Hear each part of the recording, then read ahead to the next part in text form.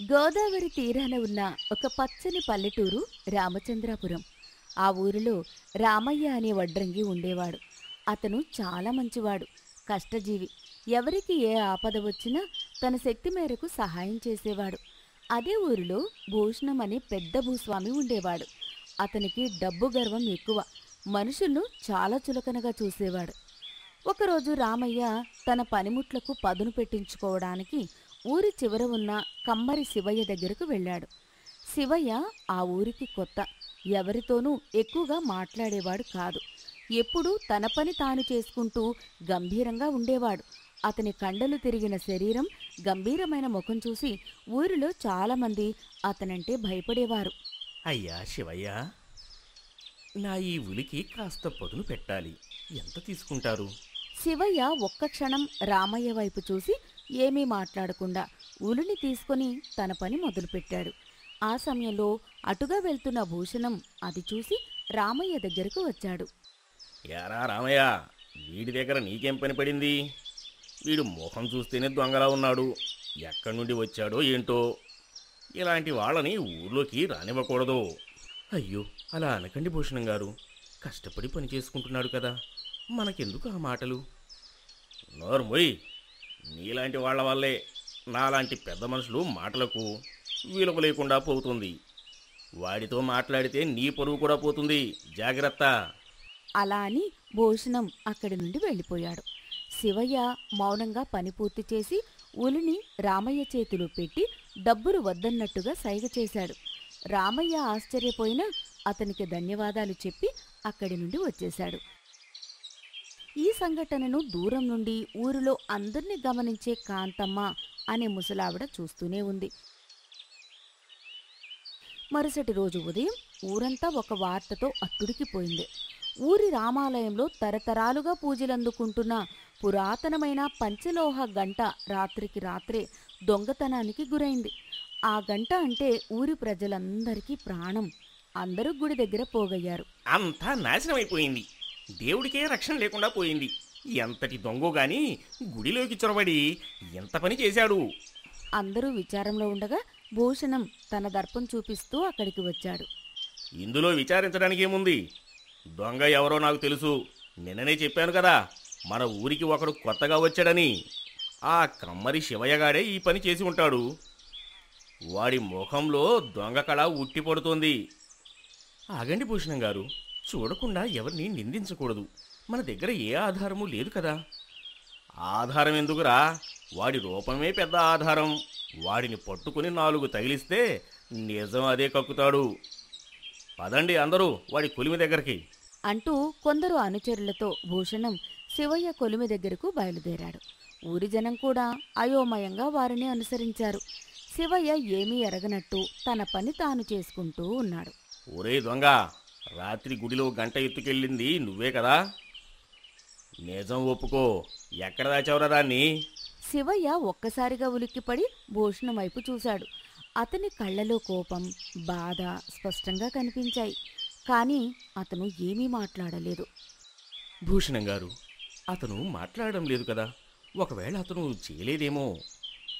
ఆ పరాని వత్తాసు వీడు మౌనమే నేరం ఒప్పుకున్నట్టు. ఒరేయ్, మీరంతా వీడి కొలిమి అంతా వెతకండి. ఆ గంటను కరిగించి ఉంటాడు. అనుచరులు కొలిమంతా చిందరవందర చేశారు. కాని అక్కడ ఏమీ దొరకలేదు. ఇంతలో అక్కడికి కాంతమ్మ అనే ముసలావిడ వచ్చింది. ఆగండి, ఎందుకు అనవసరంగా ఒక నిరుపేద కడుపు కొడుతున్నారు? ముసలమ్మా, నువ్వు నోరు మూసుకొని పక్కకు జరుగు. నీకేం తెలుసు? నాకేం తెలుసా? నాకు అన్నీ తెలుసు. రాత్రి నేను నిద్ర పట్టక అరుగు మీద కూర్చున్నప్పుడు ఎవరో నీ తోటలో నుండి గుడివైపు వెళ్లడం చూశాను. వాళ్ళెవరో కాదు, జోదంలో డబ్బు పోగొట్టుకున్న నీ మేనల్లుడు ప్రకాశం, వాడి స్నేహితులు. ఆ మాటకు భూషణం ముఖం తెల్లబోయింది. ఛా, అబద్ధాలు చెప్పకు. నా మేనలుడు అలాంటివాడు కాదు. శివయ్య అప్పుడు మొదటిసారిగా నోరు విప్పాడు. అతని గొంతు గంభీరంగా ఉంది. భూషణం గారు, దొంగను పట్టుకోవడానికి ఒక దారి ఉంది. గంటను పగలగొట్టడానికి వాడిన పనిముట్టు ఏదో గుడి తలుపు దగ్గర పడి ఉంటుంది. దానిపై ఉన్న గుర్తులు అది ఏ కొలివిలో తయారైందో చెప్పగలవు. అందరూ గుడి దగ్గరకు వెళ్లారు. అక్కడ పడి ఉన్న ఒక పక్కా దొంగలు వాడే సుత్తిని శివయ్య చేతిలోకి తీసుకున్నాడు. దాన్ని పరిశీలనగా చూసి ఇలా అన్నాడు. ఇది నా కొలివిలో తయారైంది కాదు. దీనిపై ఉన్న గుర్తు మన ఊరికి అవతల అడవిలో ఉండే దొంగల ముఠా నాయకుడు వీరన్నది. బహుశా మీ మేనల్లుడు ఆ ముఠాతో చేతులు కలిపి ఉంటాడు. అవును, ప్రకాశం ఈ మధ్య వీరన్నతో తిరగడం నేను కూడా చూశాను. భూషణం గర్వం, అహంకారం ఒక్కసారిగా కుప్పకూలిపోయాయి. నిజం తెలిసిపోవడంతో అతను తన మేనల్లుణ్ణి పట్టి అడగగా అతను నేరం ఒప్పుకున్నాడు. జూదం అప్పులు తీర్చడానికే గంటను దొంగిలించి వీరన్నకు అమ్మేశానని చెప్పాడు. ఊరి ప్రజలందరూ శివయ్యను తప్పుగా అర్థం చేసుకున్నందుకు సిగ్గుపడ్డారు. మమ్మల్ని క్షమించు శివయ్య. నీ రూపాన్ని చూసి నిన్ను అపార్థం చేసుకున్నాం. శివయ్య కళ్లల్లో నీళ్లు తిరిగాయి. నా పాత ఊరిలో కూడా ఇలాగే ఒక దొంగతనం నెపం నా మీద వేసి నన్ను నా కుటుంబాన్ని ఊరి నుండి వెలివేశారు. ఆ అవమానం భరించలేక నా భార్య ప్రాణాలు తీసుకుంది. అందుకే నేను ఎవరితోనూ మాట్లాడకుండా బ్రతుకుతున్నాను. ఈరోజు మీరందరూ నా మాట నమ్మారు, అదే చాలు. ఆ మాట విన్న అందరి హృదయాలు ద్రవించాయి. అప్పుడు కాంతమ్మ భూషణం దగ్గరకు వెళ్ళి అంది, చూసావా భూషణం, నువ్వు డబ్బు చూసి మనిషిని అంచనా వేశావు. కాని నువ్వు దొంగ అనుకున్న మనిషే తన తెలివితో ఊరి గౌరవాన్ని కాపాడాడు. నీ బంధువే దొంగగా మారాడు. ఇప్పుడు చెప్పు, మీ ఇద్దరిలో నిజమైన మనిషి ఎవరు, ధనవంతుడు ఎవరు? భూషణం అవమానంతో తల దించుకున్నాడు. తన డబ్బు, తన గర్వం ఎంత పనికి మాలినవో అతనికి ఆ క్షణంలో అర్థమైంది. ఆ రోజు నుండి శివయ్య ఊరి ప్రజల దృష్టిలో హీరో అయ్యాడు. అందరూ అతన్ని గౌరవించడం మొదలుపెట్టారు. భూషణం తన గర్వాన్ని వదిలి ఊరిలో మంచి పనులు చేయడం మొదలుపెట్టాడు. ఆ దొంగతనం ఊరికి కీడు చేసిన మనుషుల్లోని అసలైన మనిషిని బయటకు తీసింది. నీతి: మనిషి రూపాన్ని, ఐశ్వర్యాన్ని చూసి అంచనా వేయకూడదు. ఆపద సమయంలో సహాయం చేసే గుణమే నిజమైన మానవత్వానికి కొలమానం. సూర్యాపురం అనే ఒక చిన్న పల్లెటూరులో సూర్యం, రంగమ్మ అనే భార్యాభర్తలు ఉండేవారు. వారిద్దరూ ఒకరంటే ఒకరికి ప్రాణం. వారికి ఉన్నదానితోనే సంతృప్తిగా, సంతోషంగా జీవించేవారు. ఊరి చివర ఉన్న చిన్న పూరి గుడిసెలో వారు నివాసం ఉండేవారు. సూర్యం పొలం పనులు చేసుకునేవాడు. రంగమ్మ అతనికి చేదోడు వాదోడుగా ఉండేది. వారు పండించిన కూరగాయలను ఊరిలో అమ్ముకుని జీవనం సాగించేవారు. వారి పట్ల ఊరి జనాల ప్రవర్తన మాత్రం చులకనగా ఉండేది. వారి పేదరికం కారణంగా ఎవ్వరూ వారిని లెక్కలోకి తీసుకునేవారు కాదు. ఒకరోజు ఉదయం రంగమ్మ సూర్యానికి భోజనం గిన్నె ఇచ్చింది. రంగమ్మ, ఏమండి, మధ్యాహ్నం వరకు నేను పొలం దగ్గరికి వస్తాను, ఈలోపు మీరు తినేయండి. సరే రంగమ్మ, నువ్వు రావడం ఆలస్యమైతే నేను నీకోసం చూస్తాను. లేదు, నేను తొందరగానే వస్తాను. కూరగాయలమ్మి నేను కూడా పొలం దగ్గరికే వస్తాను. చాలా సంతోషం. నువ్వంటేనే నాకు బలం. దారిలో ఆమెకు ఊరి పెద్ద కూతురు రాణి ఎదురైంది. ఏమే రంగమ్మ, ఈ బుట్టలో మట్టి తప్ప ఇంకేమైనా ఉందా? ఈసారి కూరగాయలు అంతా బాగున్నట్టు లేవు. లేదక్క, నా కష్టాన్ని నేను నమ్ముకుంటాను. ఈసారి కూడా మంచిగానే పండాయి. నీ కష్టం సంగతి నాకు తెలుసులే. నీలాంటి వాళ్ళు ఎంత కష్టపడ్డా ఫలితం ఉండదు. రంగమ్మ ఆ మాటలకు బాధపడి ఏమీ మాట్లాడకుండా ముందుకు నడిచింది. ఊరి మధ్యలోకి వెళ్ళాక ఒక ఆవిడ ఉష చూసి, ఏమే రంగమ్మ, నీకిల్లు కూడా లేదు కదా, మీ ఇద్దరికే పూర గుడిసే కదా. ఆ గుడిసెలోనైనా మాకు ఉన్న సంతోషం మీకు లేదక్కా. ఏమే, నీ నోరు ఎక్కువైపోతుంది, వెళ్ళి నీ పని చేసుకో. రంగమ్మ మౌనంగా వెళ్ళిపోయింది. ఈ అవమానాలు ఆమెకు కొత్తేమీ కాదు. ప్రతిరోజు ఎవరో ఒకరి దగ్గర చులకన మాటలు వినడమే ఆమె జీవితంలో ఒక భాగమైపోయింది. మధ్యాహ్నం రంగమ్మ పొలం దగ్గరికి వచ్చింది. ఏమండి, అంతగా కష్టపడి కూరగాయలు పండించిన అందరూ మనల్ని చులకనగా చూస్తున్నారు. వాళ్ళు ఏమనుకుంటే మనకెందుకు రంగమ్మ, మనం నిజాయితీగా బతుకుతున్నాం. నిజమే, కానీ ఒక్కోసారి చాలా బాధగా ఉంటుంది. సంతోషంగా ఉండు. ఈ బాధలన్నీ మన జీవితంలో ఒక భాగం మాత్రమే. ఆ మాటలకు రంగమ్మ సంతోషపడింది. రాత్రి భోజనం చేస్తూ సూర్యం రంగమ్మతో, రంగమ్మ, మనకి జీవితంలో అంతా మంచి జరుగుతుంది.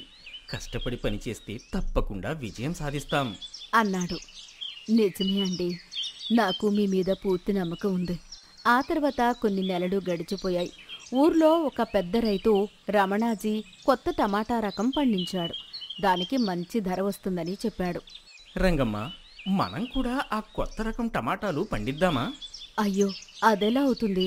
మన దగ్గర డబ్బు లేదు కదా, దానికి ఎక్కువ ఖర్చు అవుతుంది. నువ్వు భయపడకు, ఎలాగైనా ఆ విత్తనాలు కొందాం. వాటిని పండించి మనం కూడా ధనవంతులు అవుతాం.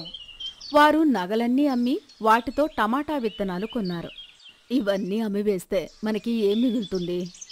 నా నమ్మకం, ఈసారి మనకు డబ్బులు వస్తాయో లేదో తెలియదు, కానీ మన ఆశ మాత్రం వదులుకోకూడదు. రంగమ్మ ఆ మాటలకు నవ్వింది. టమాటా విత్తనాలు చల్లి దానికి నీరు పోసి వారు కష్టపడి పనిచేశారు. ఆ పొలంలో వారికి ఎన్ని కష్టాలు వచ్చినా వారు పట్టుదలతో పనిచేశారు. ఉదయం సాయంత్రం కూడా వారు పని చేస్తూనే ఉన్నారు. చాలా కష్టంగా ఉందండి. ఈసారి కూడా మనం గెలిచి వారందరికీ సమాధానం చెప్దాం. అవును రంగమ్మ, మనం చేయాల్సింది ఇంకా చాలా ఉంది. వారి కష్టం ఫలించి కొన్ని రోజులకి టమాటా మొక్కలు పెరిగాయి. ఒకరోజు రాణి ఆ పొలం వైపు వచ్చి, ఏవే రంగమ్మ, ఈ టమాటాలు పండవు. నేను చెప్పినా వినకుండా ఎందుకు ఈ కష్టాలు అని అడిగింది. అక్క, కష్టాలు ఉంటేనే కదా మనం ఆశయ సాధనలో విజయం పొందేది. రాణి కోపంగా అక్కడి నుంచి వెళ్ళిపోయింది. ఏమండి, మనం అందరికీ మంచిగానే ఉన్నాం, కానీ వారు మనల్ని ఎందుకు ఇలాగే చూస్తున్నారు? రంగమ్మ, వాళ్లకు మన పరిస్థితి తెలియదు. మనం ఇప్పుడు ఏమన్నా వాళ్లకు అర్థం కాదు. మనం చేసి చూపించాలి.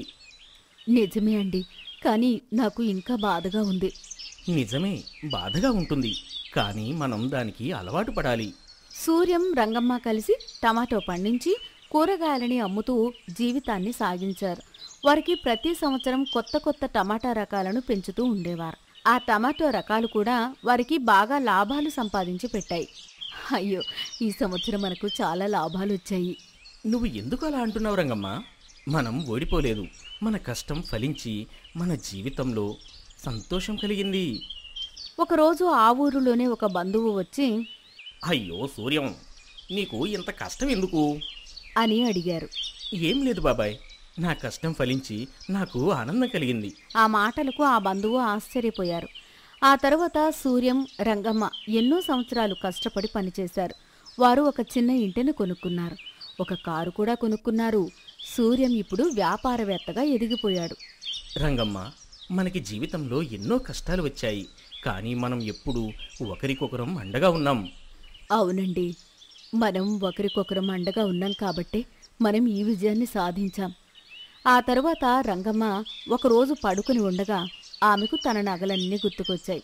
ఆమె ఆ నగలన్నీ వెతుకుతుండగా సూర్యం వచ్చి, ఏంటి రంగమ్మ, ఈ మధ్యన ఎప్పుడూ నగల గురించి ఆలోచిస్తున్నావు అని అడిగాడు. అయ్యో, అప్పుడు నేను నా నగలను అమ్మేసినందుకు చాలా బాధపడ్డాను. కానీ ఇప్పుడు మన దగ్గర చాలా ఉన్నాయి కదా. నిజమే రంగమ్మ, ఈ విజయం మన ఇద్దరిది. నువ్వు నాకు సహాయం చేసి నా జీవితంలోకి వచ్చినందుకు నేను సంతోషిస్తున్నాను. ఆ మాటలకు రంగమ్మ సంతోషపడి నవ్వేసింది. ఒకరోజు తమ ఇల్లు దగ్గరికి వచ్చి ఉషా వారిని చూసి ఆశ్చర్యపోయి, రంగమ్మ, ఏంటిది? మీరు పూరి గుడిసెలో ఉండేవారు కదా, ఇప్పుడు ఇంత పెద్ద ఇల్లు ఎలా కట్టుకున్నారు అని అడిగింది. ఏమయ్యా సూర్యం, మీ ఇల్లు చాలా బాగుంది. అవును రాణిగారు, మా కష్టం ఫలించి మాకు మంచి ఇల్లు దొరికింది. అయ్యా సూర్యం, నేను కూడా మీ పొలంలో పని చేస్తాను. నాకు కొంచెం సహాయం చేయగలరా? తప్పకుండా ఉషా గారు, మీకు నేను సహాయం చేస్తాను. ఉషా సంతోషపడి ఇంటికి వెళ్ళిపోయింది. ఆ రోజు రాత్రి సూర్యం, రంగమ్మ పడుకున్నప్పుడు, రంగమ్మ, మనం చాలా కష్టపడ్డాం కదా అని అడిగాడు. అవునండి, మన కష్టం ఫలించి మనకు మంచి జీవితం దొరికింది. ఆ మాటలకు సూర్యం సంతోషపడి రంగమ్మని పట్టుకుని, నువ్వు నా జీవితంలోకి వచ్చినందుకు నేను చాలా సంతోషిస్తున్నాను అన్నాడు. రంగమ్మ ఆ మాటలకు మురిసిపోయి, మీరు నా జీవితంలోకి వచ్చినందుకు నేను చాలా సంతోషిస్తున్నాను అన్నది. వారు జీవితంలో కష్టాలు వచ్చినప్పుడు ఒకరికొకరు అండగా ఉండి ఎలాంటి సమస్యలనైనా పరిష్కరించుకున్నారు. వారి జీవితం కష్టాలతో నిండినా వారు ఎప్పుడూ ఒకరినొకరు వీడలేదు. అందుకే వారి జీవితం చివరికి సంతోషంగా ముగిసింది. ముగింపు. ఈ కథ భార్యాభర్తల మధ్య ఉన్న అన్యోన్యతను, ఒకరికొకరు తోడుగా ఉండడాన్ని తెలియజేస్తుంది. జీవితంలో కష్టాలు వచ్చినప్పుడు ఒకరికొకరు అండగా ఉంటే ఎలాంటి సమస్యలైనా పరిష్కరించుకోవచ్చు. వారి జీవితం కష్టాలతోనే నిండినా వారు ఎప్పుడూ ఒకరినొకరు వీడలేదు. అందుకే వారి జీవితం చివరికి సంతోషంగా ముగిసిందే.